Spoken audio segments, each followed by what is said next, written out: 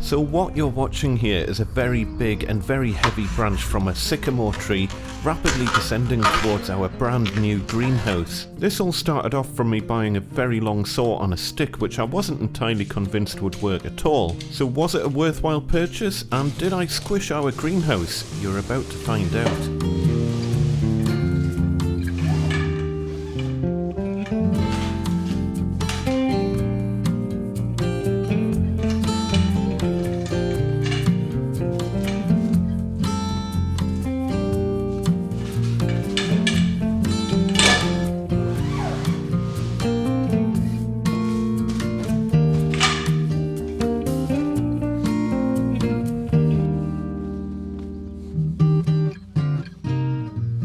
Welcome back, folks. So if you remember from last time, we've got some more tree thinning to get done, and the last attempt was a little bit on the sketchy side, and we were waiting for our saw on a stick to arrive, and that has now arrived. So it means that we can tackle these branches over here, which are generally just causing a bit of a problem in this area, where we just need to thin things out a little bit, let a bit more light get to this area of the garden down here, and also when it rains it was keeping this area just generally a bit too sheltered. So all we're going to do, nothing too major before people start shouting, we're just going to take off these branches up here. The main core of the tree is still staying. It's a gorgeous tree, although it is very, very covered in ivy, which does worry me a little bit. I don't know. What are your thoughts on ivy on trees? I think there's a couple of schools of thought on that. I've spoken to an awful lot of people who know about trees who do say that it's not good for the tree. But that's maybe a problem for another day. I'm not really getting into that today. But we do need to take these branches off. So let's see if we can actually reach them.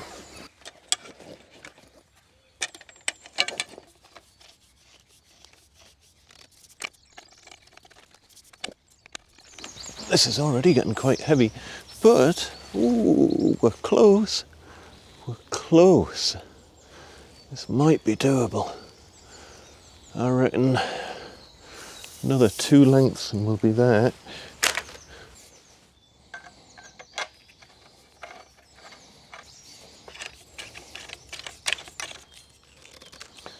Now, I have never in my life used one of these things. I have no idea if it's going to work, but it's kind of this or nothing, because there's literally no other way of getting up there. There's nothing to lean a ladder on, no easy way of climbing up. So, as I say, it's got 2 chances. Let's give it a try. I'm going to try to thin out some of the smaller branches first, just to take some of the weight off. What I don't want is this landing on the greenhouse, but I think we'll be okay. I'm going to start just thinning out some of these smaller branches first of all.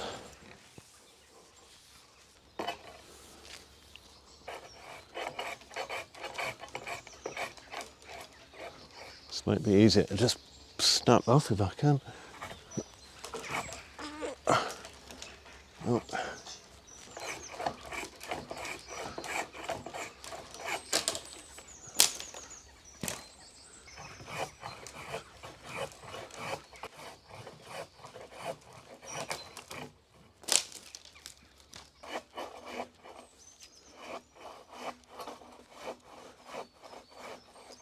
So I've never used a pull saw before, and considering this is a budget purchase, I was pleasantly surprised. The blade is a bit floppy, but it's sharp enough and had no problem getting through even quite thick branches. You're really relying on gravity since there's no way you can put any pressure behind the cut. Get in.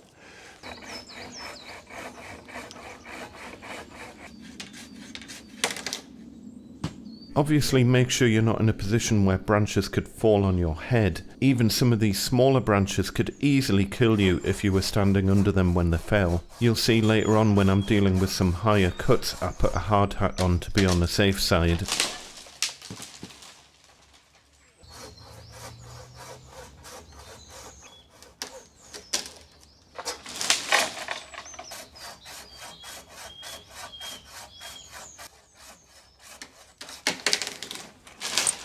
I mean, these are seriously big branches.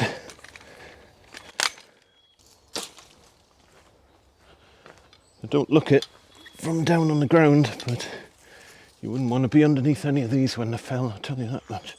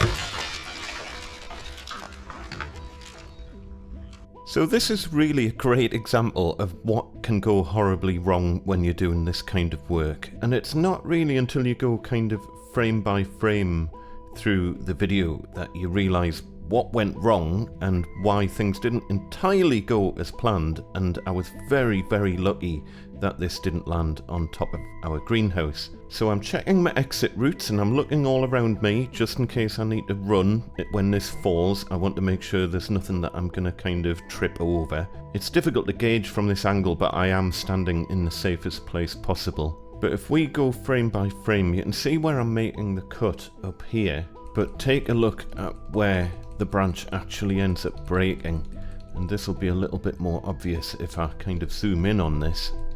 So I made the cut around this point here. Ignore this branch here that's in front because that's kind of obscuring the view of the branch that we're trying to cut. But I was making the cut here, and ideally the branch which was kind of going up like that would have hinged from this point and then come down kind of in that arc. And I knew from that there was no way it could have landed on top of the greenhouse because you could see from underneath it was nowhere near. But what actually ended up happening is that the tree split all the way down to here, and this is about a 3-foot split on the tree, so it ended up hinging from this point, and effectively what that did was make the branch 3 foot longer than I originally planned for. I'll mark it in blue to make it a bit more obvious, but effectively what we've got is an arc coming all the way from up here down this direction instead. As I say, the branch effectively became 3 foot longer than originally planned. And it just goes to highlight, no matter how carefully you plan these sort of cuts and this sort of work, you can never really 100% account for nature throwing a spanner in the works.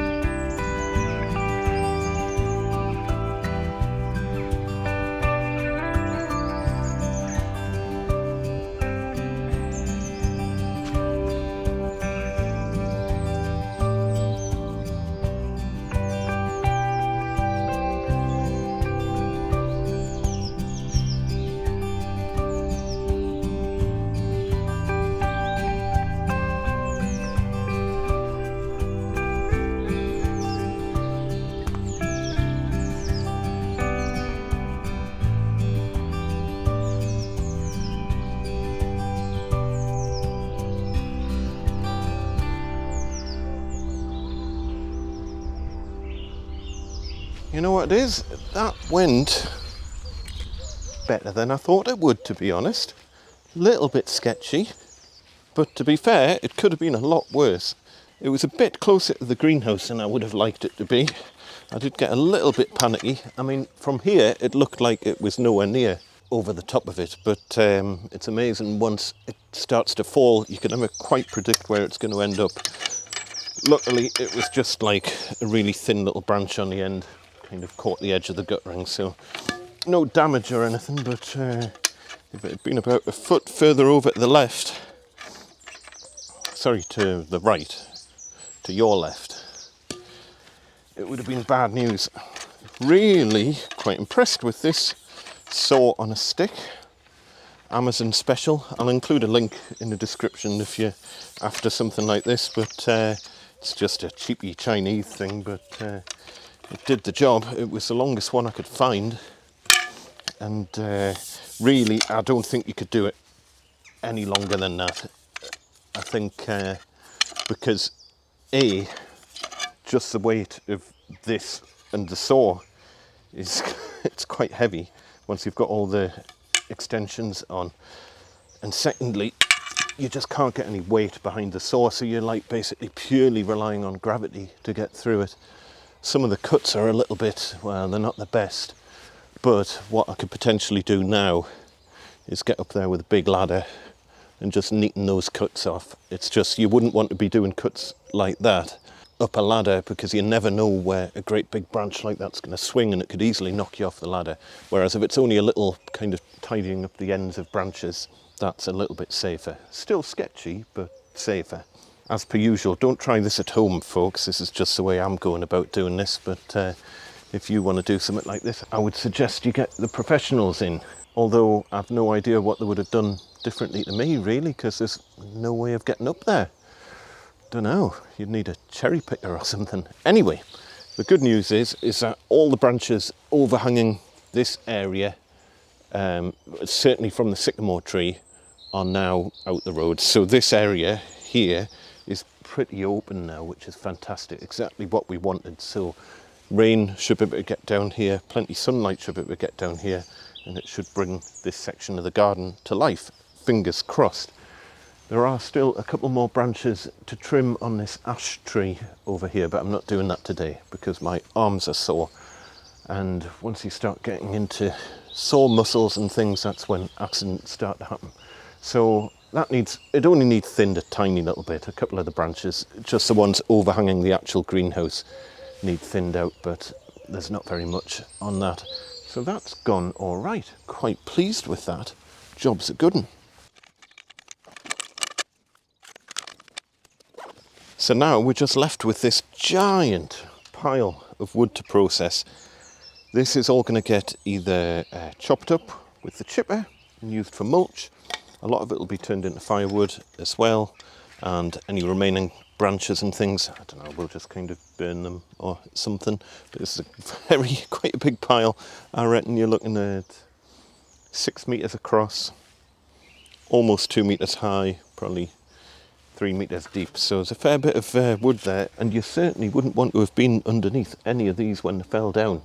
The good news now, though, is now that those branches are out the road and there's no risk of them landing on top of freshly planted stuff down here, it means that we can get on and plant up this little area here.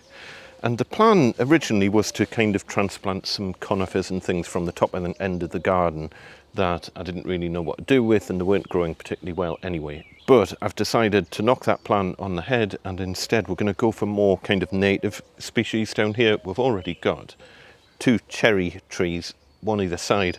But I think what we're going to do is just go for kind of hawthorn, blackthorn, maybe hazel, and generally that'll be much better for wildlife than a sycamore tree, which, as I say, just ends up being covered in green fly. And there's still plenty of the sycamore tree left, by the way. It's just not overhanging this central area, and now we can get some native species down the bottom there that will flower at various times of the year, they'll look much nicer, and they'll be much nicer for wildlife as well. Things like hawthorn berries, absolutely essential for wildlife towards the back end of the year. So that is really perfect for that area, I think. Let me know in the comments what you think, by the way. I really have no clue what I'm doing. I'm just kind of making this up on the trot. And some of the tips and advice that I've had from you guys has been absolutely amazing. So yeah, keep it coming, please. But hopefully we're along the right kind of tracks here. So we'll wrap it up there for this episode. As per usual, folks, look after one another, be nice to each other, and we shall see you next time. Tatty bye.